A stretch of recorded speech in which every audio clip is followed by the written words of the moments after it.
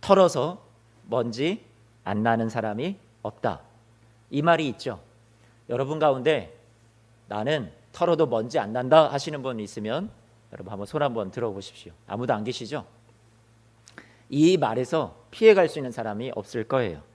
로마서 1장에서 제가 요약을 하자면 로마서 1장에서는 하나님을 믿지 않는 사람들의 죄에 대해서 뒷부분에 가서 막 고발을 해요. 이게 다 너희들의 모습 아니니? 너희들의 죄악의 모습이지? 인정하지? 바울이 그렇게 로마서를 썼던 거예요. 2장에 가서는 그렇다면 이제는 하나님을 믿는다라고 자부하는 너희 유대인들 말이야. 너희들은 어떨 것 같아? 너희들도 똑같은 거 아니야? 너희들도 다 죄인이야 하면서 유대인들의 죄를 고발합니다. 이방인은 마음에 하나님이 주신 양심의 법을 가지고 있었어요. 그런데 그 양심에 거리낌 없이 정말로 양심대로 다 살아낸 사람이 있었을까요? 아니요, 없다라는 거예요. 그러니 다 죄인이라는 얘기고, 이 하나님의 율법을 가졌던 하나님의 백성들은 너희들이 하나님의 율법을 가졌다 한들 너희가 그 말씀대로 다 지키며 순종하며 살아내느냐? 그렇지 못하지 않았느냐? 그러니 너희들도 저들보다 다를 것이 없다. 똑같이 다 죄인이다. 그렇게 이야기를 합니다. 그랬더니 2장 1절 말씀에 이 유대인들의 마음의 생각은 뭐였냐면 2장 1절 말씀을 띄워줘 볼래요? 뭐라고 생각하냐면 하나님을 믿지 않은 사람들한테 뭐 하는 거예요? 판단하는 거예요. 손가락질 하는 거예요. 남을 판단하고 남을 정죄하죠. 그런데 결국 하나님의 관점에서 볼 때 뭐라고 얘기하는 거예요? 바울도 뭐라고 얘기해요? 너도 남을 판단하는 너도 같은 일을 무엇한다고요? 행한다라고요. 그러니까 하나님을 믿는 유대인들도 결국 똑같이 다 죄인이다. 이 얘기를 하고 있는 거예요. 사도 바울이 로마서 말씀을 통해서 자꾸 우리를 모든 인류를 어디로 몰아가고 있냐면 저 궁지로 코너로 막 몰아가고 있어요. 그 코너가 어딘 줄 알아요? 우리는 다 죄인이고 우리가 하나님의 영광에 이를 수 없으니 하나님이신 분이 우리를 구원하여 내지 않으시고는 우리는 도저히 가능성이 없는 그런 존재들이구나. 결국 주님이 필요합니다. 이 항복을 받아낼 수밖에 없는 자리까지 어떻게 해요? 우리를 계속 몰아가는 거예요. 우리는 할 수 없는 거구나. 하나님이 대신 우리를 살려주셔야지만 우리는 살 수 있는 존재구나. 우리 안에 의로움은 없는 거구나. 우리는 죄인이구나. 인정해야겠다. 그리고 예수님을 모시는 거죠. 주님, 저는 주님이 필요합니다. 주님 없이는 저는 살 수가 없습니다. 여기까지요. 그게 로마서가 우리에게 주는 어떤 메시지예요. 계속 우리를 주님이 필요하도록, 복음이 필요한 존재들이라는 것을 알려주는 거죠. 그래서 로마서 말씀 3장 9절 이하를 보니까 뭐라고 얘기해요? 우리는 어떠하냐? 결코 아니다. 유대인이나 헬라인이나 다 어디 아래에 있다고요? 죄 아래에 있다. 그리고요 10절 말씀에 보니까 기록된 바 의인은 뭐라고요? 하나도 없다. 그리고 깨닫는 자도 없고 하나님을 찾는 자도 없고 모두 다 함께 치우쳐서 무익하게 되고 선을 행하는 자도 없나니 하나도 없다. 여러분 지금 이게 심판이에요.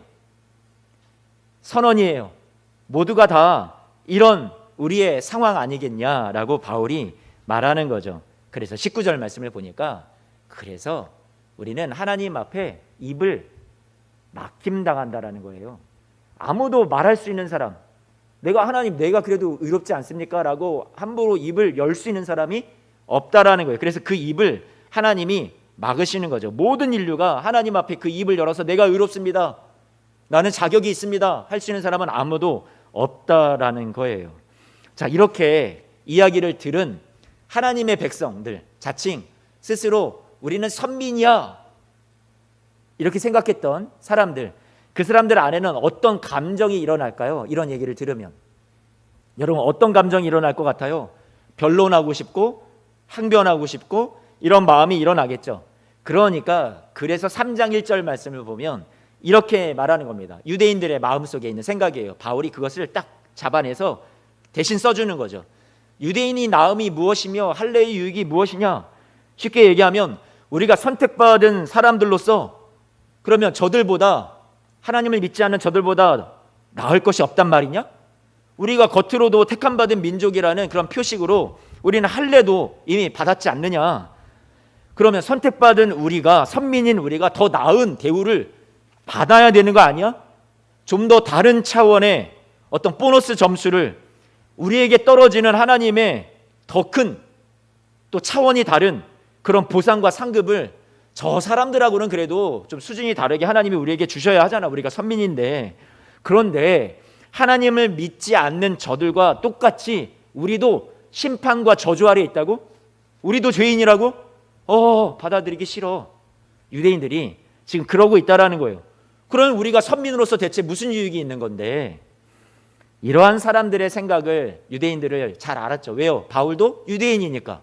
그러니까 그들에게 뭐라고 얘기를 하냐면 2절 말씀에 이렇게 말씀하고 있습니다. 2절 말씀을 보니까 뭐라고요? 유익? 너희들에게 유익, 우리에게 유익, 유대인들에게 많지. 그 유익은 말이야, 우리가 하나님의 말씀을 어떻게 했대요? 맡았다라는 거예요. 하나님의 말씀을 맡았어. 그게 엄청난 유익이야. 여러분, 이게 여러분 마음에 와 닿으세요? 하나님의 말씀을 맡았다고? 그게 유익이라고? 그게 보너스라고? 그게 좀 특별한 은혜라고? 도대체 그게 무슨 은혜인데? 하나님의 말씀을 받았다. 여러분들 한번 생각을 해보세요. 여러분들이 하나님의 말씀을 받은 사람들이에요. 복음을 믿은 사람들이에요. 그래서 여러분들은 묻겠습니다. 숨이 막히세요? 하지 못하는 것들이 너무 많지 않아요? 뭐 하지 말아라, 뭐 하지 말아라, 이렇게 살아라, 저렇게 살아라. 그렇지 않아요? 아니면 여러분 행복하세요? 자, 행복하다 하시는 분들 마음속으로 한번 손들어 보세요. 네. 아니면 숨이 막힌다 하시는 분들 손들어 보세요. 나는 이도 저도 아닌 것 같다. 행복한 것 같기도 한데 세상에서 나에게 채워지는 것들을 보면 그렇게 뭐 예수님 믿는다고 해서 뭐 별반 더 특별하게 뭔가 얻어지는 것이 없는 것 같은데, 그러면서 우리 안에 혹시 의혹이 들고 또 갈등이 생기고 하나님을 믿는다라는 것이 도대체 무엇인가? 진정 행복하긴 한 건가? 이런 생각이 혹시 우리 안에 들지는 않습니까? 성도 여러분, 바울이 너희에게 하나님의 말씀을 받은 유익이 있다라고 얘기하는 것은 하나님을 믿는 자로서의 영광과 명예와 남들이 몰라주는 행복한 삶이 그 안에 있다라는 거예요.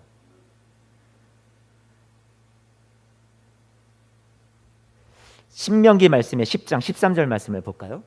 뭐라고 얘기하냐면 하나님이 말씀을 주시는데 이렇게 말씀하세요. 내가 오늘 누구의 행복을 위해서? 여러분의 행복을 위해서 너에게 명하는 여호와의 명령과 규례를 어떻게 하라고요? 지킬 것이 아니냐. 하나님이 우리에게 말씀을 주신 이유는 막 숨이 막히게 하려고? 우리를 막 조이시려고? 막 코너로 막 몰아가시려고? 아니요. 우리에게 무엇을 주시려고? 행복을 주시려고 말씀을 주셨던 거예요. 그런데 하나님을 믿는다라는 이 자들이 오해를 한 거죠. 말씀을 받은 것에 대해서 저 말씀이 나를 숨이 막히게 해. 율법이 싫죠. 순종해야 되고 제한되는 것 같고. 그래서 말씀을 맡은 것이, 받은 자들이라는 것이 싫었어요. 하나님이 자신의 삶을 다 막 제한하시고 숨통을 조여오는 것 같다고 생각을 했어요. 그래서 나는 불행하다 생각했죠. 그래서 하나님의 말씀을 따르지 않습니다. 거부합니다. 불순종했어요. 그리고 이들이 따른 건 뭐예요? 하나님 말씀대로 살지 않아도 우상들은 그저 가가지고 제사만 지내면 어떻게 해요? 무조건 복 준다잖아요. 무조건 풍요를 준다잖아요. 무조건 번영하게 해준다잖아요. 그러니까 누구를 따른 거예요? 우상을 따른 거죠. 우상은 무엇을 제재하지 않거든요. 하지 말라는 소리도 하지 않거든요. 우리에게 어떤 도덕 이상의 그런 멋진 삶에 대해서 요구하지도 않거든요. 그러니까 하나님을 버리게 된 거예요. 그리고 자신들이 편리한 대로 우상을 따르고 믿기 시작했던 거죠. 하지만 이들은 하나님의 말씀을 맡은 자로서의 영광과 명예를 여러분 분명히 알았어야 돼요. 그것을 알려면 여러분이 지금 예수님을 믿는 그 영광이 얼마나 영광스러운 것인지를 알려면 이전의 상태를 보면 돼요. 이전의 상태. 내가 예수님을 믿기 이전에 나는 어떤 존재였을까? 그런데 지금 나는 어떤 존재, 하나님의 자녀로, 얼마나 영광스러운 그런 자녀로, 그런 삶으로 변화가 되어 있는가를 생각을 해보면 되죠. 그래서 하나님의 말씀에, 신명기 말씀을 보니까 7장 말씀에 이렇게 말씀합니다. 여호와께서 너희를 기뻐하시고 너희를 택하심은, 하나님의 백성들이라고 하는 바로 너희들을 택한 것은 뭐라고 이어서 얘기하세요? 너희가 다른 민족보다 수요가 많기 때문이 아니라 너희는 오히려 모든 민족 중에서 가장 무엇하다고요? 적다라고 말씀하세요. 18절 말씀에 다만 하나님이 너희를 사랑하심으로 말미암아 너희 조상들에게 하신 맹세를, 아브라함을 말하는데 아브라함에게 주셨던 그 맹세, 내가 너를 복이 되게 할 거야. 너는 자격이 없지만 너를 내가 그 어둠에서 우상숭배의 집안에서 불러내서 너를 복이 되게 할 거야 라고 약속하셨던 것을 그저 지키시려고 하나님께서 이 아무 자격도 없고 적기만 하고 그들 안에 어떤 조건도 없는 이들을, 한마디로 보면 형편없는 무리들이었던 이들을 하나님이 어떻게 하셨다는 거예요? 내가 너희를 택했다라고 말씀하시는 거죠. 자기의 권능의 손으로 너희를 인도하여 내시되 너희를 그 종되었던 집에서 애굽 왕 바로의 손에서 속량하셨다, 구원해 내셨다라는 거예요. 여러분, 이것을 하나님의 백성들이 어떻게 했었어야 돼요? 알았어야 되는 거죠. 그렇죠, 여러분? 제가 지금 어렵게 하고 있어요, 여러분? 마스크를 쓰고 계셔서 여러분들이 뭐라고 반응하는지를 제가 전혀 모르겠어요. 여러분, 이해되시죠? 그렇죠? 그러면 알았어야 되는데 이들이 그것을 기억하지를 못하는 거예요. 자신들의 처지가 어떤 처지였는지, 과거에 어땠는지, 종노릇하던 삶에서 그들의 처지가 너무나도 힘들고 고된 삶에서 하나님이 구원해 내시고 그들의 자격도 묻지 않으시고 그들이 적은 존재였는데, 무능한 존재였는데 하나님이 어떤 조건을 걸지 아니하시고 그들을 불러주셨다라는 거, 구원해 내셨다라는 거, 새로운 땅으로 들어가게 하셨다라는 거, 선물을 주셨다라는 거, 그것을 알면 지금의 내 상황이 비록 광야를 지나가고 거기에서 여러 가지 사막에 그런 모래를 만나고 밤에 추위를 만나고 힘든 시간들을 걸어가겠지만 그럼에도 불구하고 우리가 구원받은 인생이지라는 영광과 명예가 있어야 된다라는 거예요. 우리도 마찬가지로 예수님을 믿기 이전의 삶에 우리는 죄인이었고 우리는 하나님의 심판과 진노 아래에 있어 마땅한 자들이었으나 우리를 그 가운데 죄의 종로를 타던 데서 건져내어서 우리를 불러주신 하나님의 영광과 하나님의 자녀 삼아주시는 명예가 저와 여러분 안에 있다라는 거죠. 그것을 알아야 된다, 사도 바울이 얘기를 하는 거예요. 그런데 이들이 하나님의 사랑과 은혜를 기억하지 못하고, 그리고 그 하나님의 사랑과 은혜를 깨닫고 그 삶에 부합되는 삶을 살기 위해서 몸부림쳐야 되는데 그렇게 살지 못했죠. 믿지 않는 사람들과 다를 바 없는 삶을 살았어요. 그래서 바울이 이들을 고발하고 있는 거예요. 이들의 수준을, 너희들의 수준을 봐라. 너희들의 지금 이 모습이 너희들의 현 주소야, 실상이야. 말씀을 받은 자지만 너희는 실패자의 삶을 살고 있지 않느냐? 실패자가 아니라고 생각해? 아니야.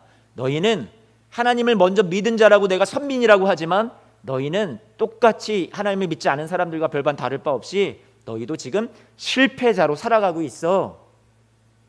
이렇게 얘기를 해주는 거죠. 그래서 여러분, 그러면요, 그 다음 이야기가 여러분 궁금하지 않으세요? 제가 성경의 모세 이야기나 아브라함의 이야기나 사람의 이야기를 쭉 할 때는 그래도 이야기니까 조금 여러분 재밌을 수 있어요. 그런데 로마서 말씀이라는 것은 어떤 교리를 설명하는 거거든요. 그러다 보면 여러분에게 지루할 수도 있어요. 말씀을 이렇게 한 절 한 절을 막 풀어주다 보면 그냥 이렇게 딱딱할 수 있고, 최대한 제가 여러분에게 딱딱하지 않게 설교하려고 저도 애쓰고 있으니까 여러분들도 다시 한번 집중해서 한번 들어봐 주세요. 3절 말씀에 뭐라고 얘기를 하느냐, 여러분 당연히 이들의 실패자라고 그랬죠. 그렇죠? 믿는 자들인데, 말씀을 맡은 자들인데 실패자예요. 그러면 뒤따라와야 되는 건 뭐예요? 하나님이 내가 너한테 말씀을 줬는데 너희들이, 죄송해요 여러분, 제가 좀 가벼운 말을 쓸게요. 이따위로 살아? 너 나하고 말씀을 내가 너한테 준 거 그 회수하자. 언약 폐기. 너네 그냥 실패자야 이제. 난 이제 너한테 더 이상 소망을 걸지 않아. 내가 처음부터 너의 싹을 알아봤어야 되는데 내가 잘못 본 것 같다. 하나님이 그렇게 버려버리셨나요? 이 백성들을요? 아니요. 뭐라고 말씀하냐면 바울이 이제부터 이 복음의 중요한 것을 드러내기 시작하는 거예요. 복음이 얼마나 뛰어난 건지 3절 말씀을 한번 보실까요? 뭐라고 얘기하세요? 어떤 자들이 믿지 아니하였으면 어찌하리요? 그 믿지 아니함이 하나님의 미쁘심을 어떻게 하겠느냐? 패하겠느냐? 믿음이 없는 모습을 보이고 있단 말이에요. 믿는 자들이라고 하면서도. 그러면 하나님이 이들의 이 불신앙을 바라볼 때 하나님이 미쁘심이라는 말은 뭐예요, 여러분? 미쁘심이라는 말은 무슨 말이에요? 믿음이라는 말이에요. 믿음. 하나님의 믿음. 여러분을 향해서 갖고 계시는 하나님의 믿음. 제가 지난 시간에도 여러분들에게 말씀을 드렸었는데 기억하세요? 하나님의 믿음. 로마서 1장 17절 말씀에 복음에는 하나님의 의가 나타나서 믿음으로 무엇에 이르게 한다? 믿음에 이르게 한다. 앞에 믿음은 누구 믿음이라고 했어요?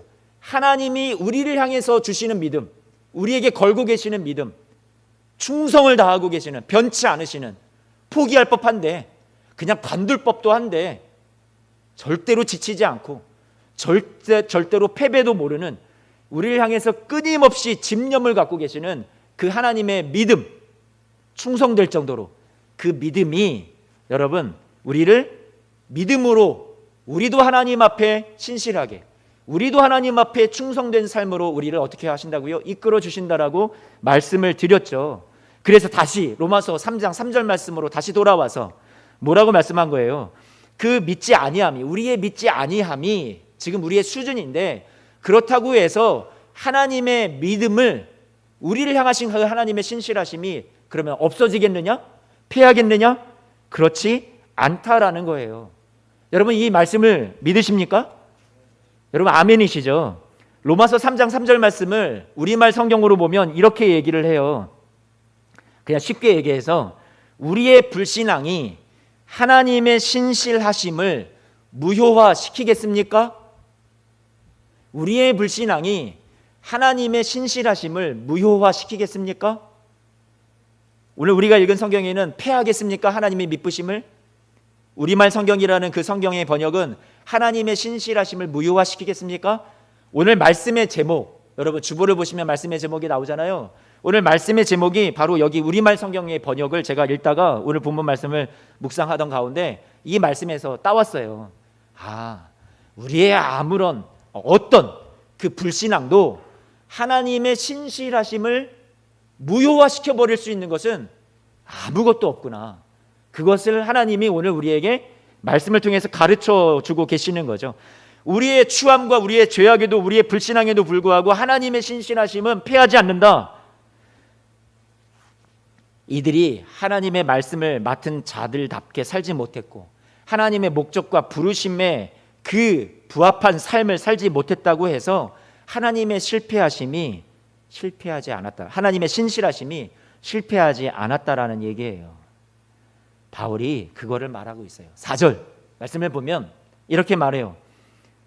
그러면 우리의 불신앙이 하나님의 신실하심을, 미쁘심을 패할 수 있느냐? 4절 이렇게 말하죠. 그럴 수 없다.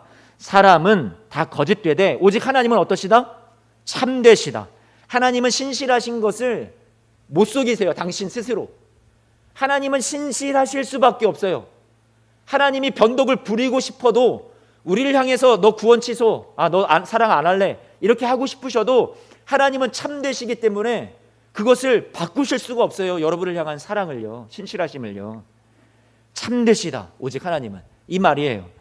기록된 바 주께서 주의 말씀에, 여러분 이 문구가 보이세요? 다시요. 기록된 바 주께서 주의 말씀에.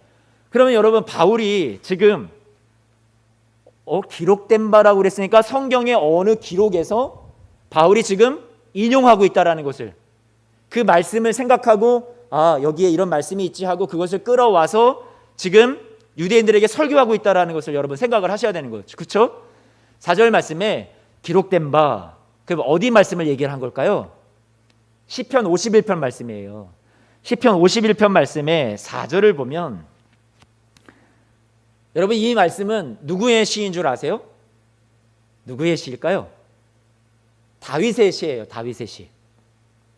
다 알고 계시는데 여러분 대답을 안 해주시는 거죠? 다윗의 시예요. 다윗이 범죄했어요.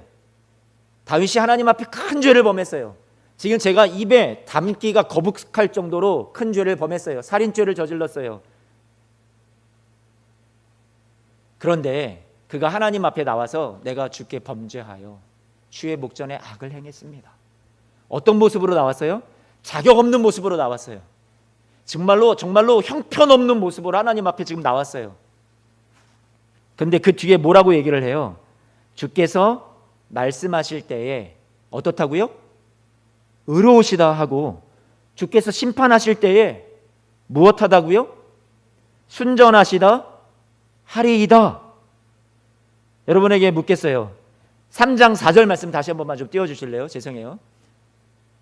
주께서 말씀하실 때 의로우시다, 주께서 심판하실 때에 순전하시다, 이렇게 말한 것을 3장 4절은 주의 말씀에 의롭다함을 얻으시고 판단받으실 때에 이기려 하심이라, 이 말이 같은 말이라는 거예요. 도대체 뭐가 같은 말이야? 이해가 잘 안 되시지 않으세요? 알쏭달쏭 하잖아요. 다시 시편 51편 4절 한 번만 더 띄워주세요. 하나님 앞에 자격 없는 모습으로 나아갔는데 하나님이 어떤 말씀을 하시더라도 여러분, 그 하나님이 어떻다는 거예요? 의로우십니다. 그리고 하나님이 어떤 심판을 나한테 내리셔도 그 하나님은 어떻다고요? 순전하십니다. 이 얘기하는 거예요. 지금 다윗이 내가 부족한 모습으로 나아갔는데 하나님이 어떤 모습으로 어떤 심판을 하시고 어떤 말씀을 다 하셔도 하나님은 의로우신 분입니다. 하나님은 항상 순전하십니다. 이 얘기를 지금 하고 있는 거예요. 성도 여러분, 주님 앞에 범죄해서 주의 목전에 악을 행한 것은 다윗이고 또 우리예요. 나예요. 그러면 하나님이 의롭다면 그거 뭐 당연한 얘기 아니야? 근데 그게 어때서? 다윗이요, 하나님 앞에서 정죄를 받고 너 계약 파기야, 너 이제 끝이야, 하나님이 다윗을 버리셨어야죠. 그래야 마땅하다는 얘기예요. 그런데 하나님이 전혀 그렇지 않으셨다는 얘기예요. 다윗이 하나님 앞에 나가서 기도하고 회개를 하는데 하나님이 원칙대로 하자면 심판받아 죽어 마땅한 그런 벌을 받아야 되는 거예요. 그런데 하나님이 그를 용서하시는 거죠. 다윗을 품어내셨던 거예요. 그를 그 품에 다시 품고서 끝까지 사랑하시는 하나님의 모습을 다윗이 하나님의 존전 앞에 나가서 그것을 느꼈던 거예요. 그래서 다윗은 하나님 앞에 신실하지 못했지만 그런 다윗에게 하나님은 신실하셨던 것을 보여주셨던 거죠. 그래서 다윗이 하나님이 의로우시다, 하나님이 순전하시다, 이렇게 고백을 했던 거예요. 하나님께서 그리고 다윗을 자격이 없는데, 용서받지 못해야 되는데 용서해 주신 것은 그도 또한 하나님의 용서와 신실하신 사랑 안에서 너도 의롭다라고 인정해 주신 거란 말이에요. 여러분, 여기서 잘 동의가 안 되시지 않으세요? 동의가 되세요, 안 되세요? 아니, 다윗이 뭘 잘했다고 지가 무슨 의로와? 동의가 안 되지 않으세요? 아무리 눈을 씻고 봐도 시편 51편 말씀에 다윗이 하나님이 너 의롭다라고 인정해 주신 얘기가 말씀 안에 안 나오는데 안 믿기지 않으세요? 그런데 바울이 지금 얘기하는 것은 그런 자라 할지라도 하나님이 의로우시기 때문에 우리가 의로울 수 있다라고 얘기하는 거예요. 여러분, 아직도 제 말이, 여러분, 믿음이 오신다, 아멘 한번 해보세요. 아멘이세요? 제가 그 증거를 대볼게요. 그래서 바울이 25절 26절 말씀을 가지고 한 번 더 얘기를 해주세요. 못을 꽝꽝 박는 거예요. 어떤 얘기를 하냐, 25절 26절 말씀 같이 한번 볼까요? 이 예수를 하나님이 그의 피로써 믿음으로 말미암는 화목제물로 세우셨으니 이는 하나님께서 길이 참으시는 중에 전에 지은 죄를 어떻게 하심으로? 간과하심으로 자기의 의로우심을 어떻게 해요? 나타내려 하심이니 곧 이때에 자기의 의로우심을 나타내서 자기도 의로우시며 또한 예수 믿는 자를 어떻게 해요? 의롭다 하려 하심이라. 여러분, 이 말씀 잘 기억해 보세요. 다윗도 우리도 버림받아 싼데 마땅한데 우리를 버리지 아니하셨어요. 다윗도 버리지 않으셨어요. 그 아들 예수를 버려 그의 핏값을 지불하시고 우리를 진노와 심판에서 건져내시고 살려내시고 우리 지은 죄를 간과하시고 기억도 하지 아니하시고 유월절 패스오버 지나가 버리시고 하나님이 자기의 의로우심을 우리에게 어떻게 해주셨어요? 다 뒤집어 씌워주셨어요. 그것이 뭐예요? 복음이에요. 지금 바울이 얘기하는 것은 다윗의 시편을 인용하면서 다윗도 하나님 앞에 그렇게 형편없는 죄인이었지만 하나님이 당신의 의로우심을 나타내셔서 하나님의 의로우심으로 다윗을 그냥 확 감싸 안아 버리셨다. 이해가 되세요? 저와 여러분들도 죄인인데 죽어 마땅한 죄인이고 심판받아야 되는데 그 모든 진노와 형벌을 우리 주 예수 그리스도에게 다 쏟아 부으셔서 우리 주님이 대신 버림받으시고 저와 여러분들은 건져주신 은혜가 우리에게 있다라는 거예요. 우리는 죄덩어리인데 우리의 죄덩어리를 다 씻어내시고 하나님이 의의 옷 대신 예수의 옷을 저와 여러분들에게 어떻게 주신 거예요? 입혀 주신 줄로 믿습니다. 이것이 복음이에요. 바울이 지금 그 얘기를 하고 있는 거예요. 한마디로 표현하면 하나님의 신실하신, 집요하신, 변하지 않는, 제가 계속 수식을 하고 있어요, 충성되신 그 사랑이, 포기할 줄 모르는 사랑이 우리의 모든 실패를, 우리의 모든 죄악을, 우리의 모든 불신앙을 어떻게 하신다? 이긴다. 여러분 아멘? 아멘이죠. 이기신다라는 거예요. 그래서 우리의 실패로, 우리의 약함으로, 우리의 넘어짐으로 하나님의 미쁘심은 절대로 패하지 않습니다. 우리가 가진 믿음은 우리에게서 조건이 있었어요? 우리에게 어떤 근거가 있었어요? 아니요. 하나님의 성실하심이, 하나님의 신실하심이 우리 구원의 믿음의 근거잖아요. 내 인생 그래서 내가 살아내야만 하는 그런 무거운 인생이 아니에요. 그 대신 하나님이 우리 안에 들어오셔서 하나님의 우리를 향한 믿음, 우리를 향해 갖고 계신 그 신실함, 하나님의 충성함이 내 안에 나를 대신해서 살아내어 주셔서 못할 줄 알았던 나로 하여금 결국 우리의 이 형편없는 믿음이 하나님이 보실 때 믿음의 완성에 이르는 그런 멋진 하나님을 향해 신실한 모습으로 살아가는 인생이 되도록 하나님이 끝까지 여러분들을 놓아주지 않으실 거라는 얘기예요. 바울이 지금 그 복음을 얘기해 주고 있다라는 거예요. 우리의 실력에 의해서 우리의 구원이 흔들리지 않아요. 우리의 삶이 흔들리지 않아요. 여러분의 실력, 여러분의 능력에 달려있지 않다라는 거예요. 우리의 배반과 불순종에도 불구하고 하나님은 당신의 사랑, 당신의 약속에 여전히 신실하시고 여러분 한번 사랑하기로 하신 것, 지키기로 하신 것 끝까지 그 약속을 지켜내시고야 마시겠다고 당신의 이름과 명예를 걸고 지금도 일하고 계시다라는 거예요. 여러분 아멘이시죠?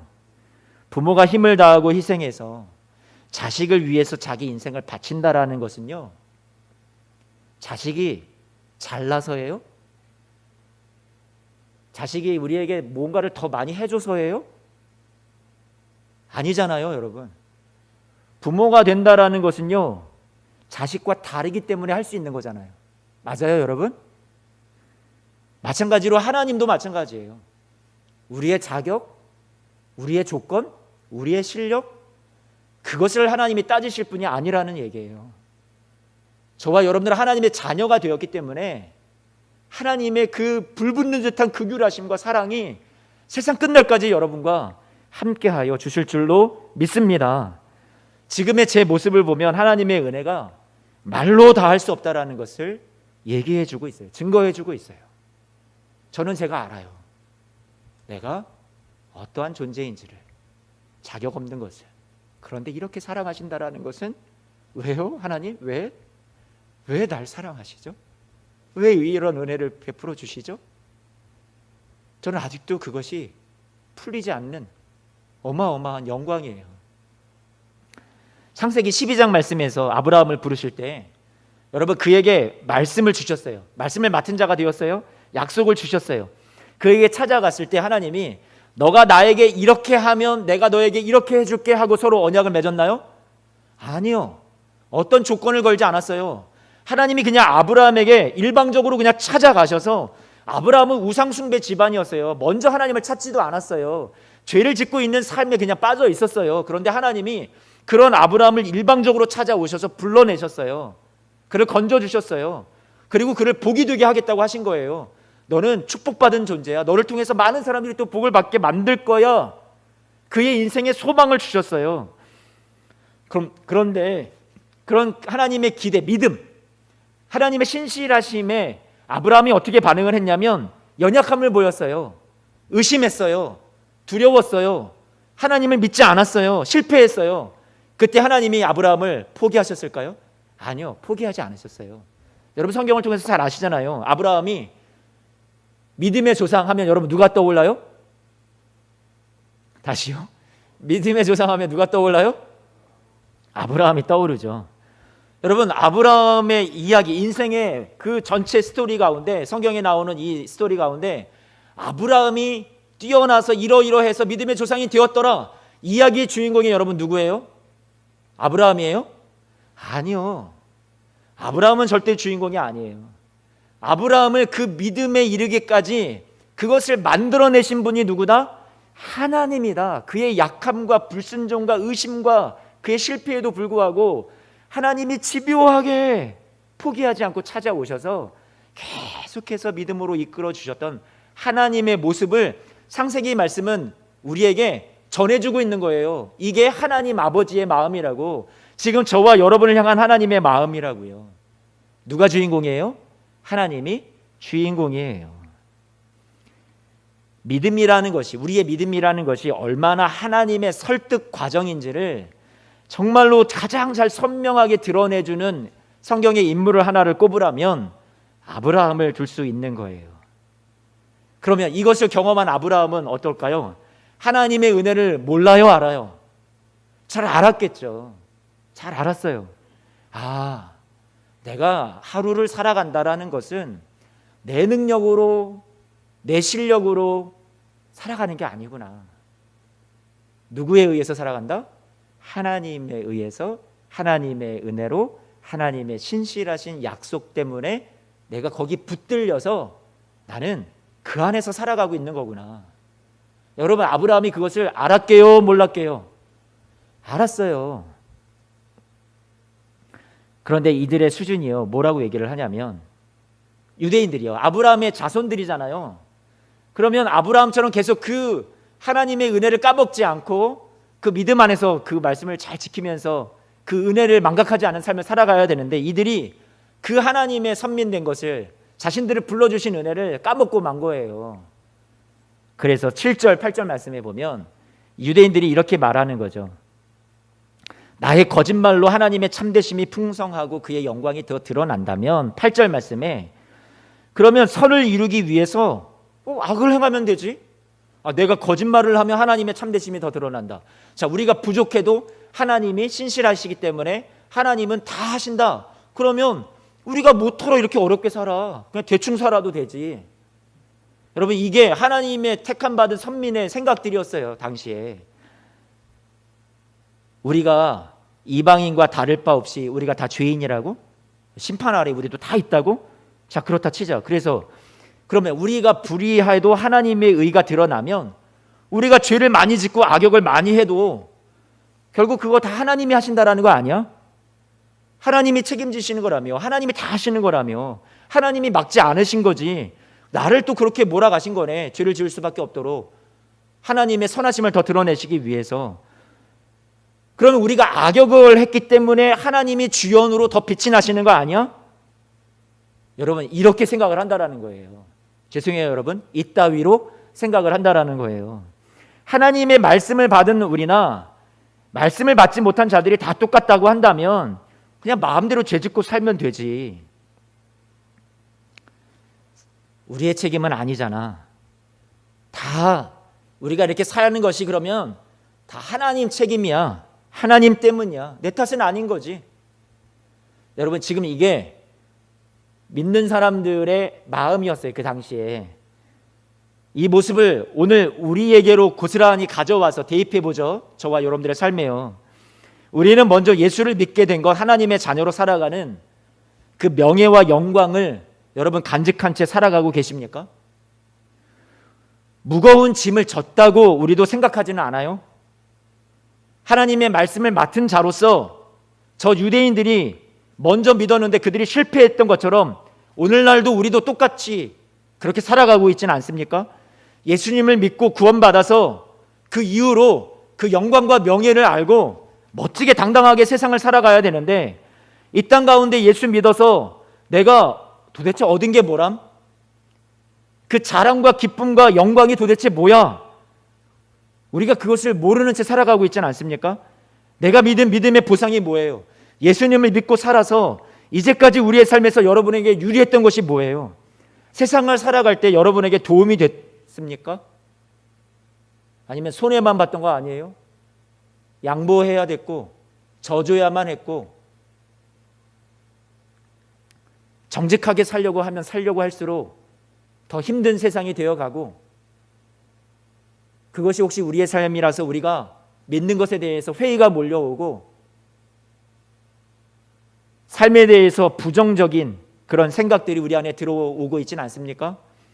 예수님을 믿는다라는 하나님의 말씀을 맡은 자, 하나님의 말씀을 아는 자로서의 보람과 기쁨과 노래가 저와 여러분 안에 흘러나오고 있나요? 아니면 그것이 점점 사라져가고 탓을 하고 있지는 않습니까? 환경 탓, 그때 당시 로마서 당시에 유대인들이 그랬듯이 형편 탓, 남 탓, 하나님 탓. 왜 하나님 나를 이렇게 만드셔서 이런 곳에 하나님이 나를 보내셔서 태어나게 하셔서 하나님이 이런 사람을 만나게 하셔서 주위에 하나님이 왜 나를 이렇게 구속으로 몰아넣으시고 다 하나님 때문입니다. 우리는 그렇게 하나님 앞에 살아가고 있지는 않습니까? 우리는 자격이 없는 자였는데 심판과 진노 아래에 있던 자들이 맞았는데 실패한 자들이었는데 불신앙의 사람들이었는데 하나님의 포기할 줄 모르는 그 신실하신 사랑 때문에 우리는 이미 하나님의 은혜를 너무나도 많이 맛본 수혜자가 아닙니까? 당신의 사랑하는 아들 예수 그리스도를 여러분을 위해서 내어주셨는데요. 수혜자 아닙니까?